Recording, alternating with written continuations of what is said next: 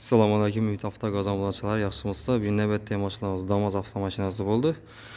Bunga erdamgidek 65lik metan balondan ketib berilganmiz. Xudo xolasa, qo'ygan vajadan o'tadigan bo'lsak, bog'larni ko'rishingiz mumkin. Milliy metal sanoatniki dushanlar medianli bo'lib, plankalar bilan o'tgan rezinkalar ham qo'yilib, cho'tki bo'lib, zapravshizdan keladigan bo'lsak, avvaliga bu endi o'shib qo'yardik.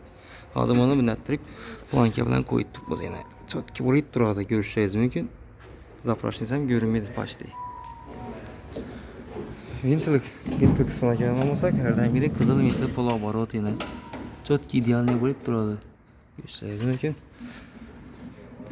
Elde qismına keladigan bo'lsak, bellanda her daimgidek shu Laudu chempion redaktorlardan ustanovka bo'lgan do'stlar.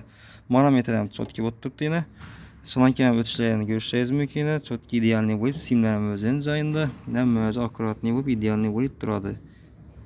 Kuchatlardan keladigan bo'lsak, aziz do'stlar, kuchatlari 301 avtomat kuchatlar bo'ladi. Gaz cheklinkani ko'rinib turadi, yo'da svetlari yanadi, gaz va benzin ham o'tadi. Cho'tki idealniy.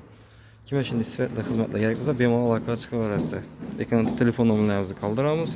Mashinada shot spravka bugun chiqqan. Manzilimizga keladigan bo'lsak, Xorazm viloyati Urganch shahar Xorazm avtosaloni bo'ladi. Do'stlarning avtosalon servisi. Salon o'zida gaz qo'yiladi, idealniy etib, garantiyalatib, cho'tki etib qo'yiladi. Bemalol aloqa chiqaverasizlar.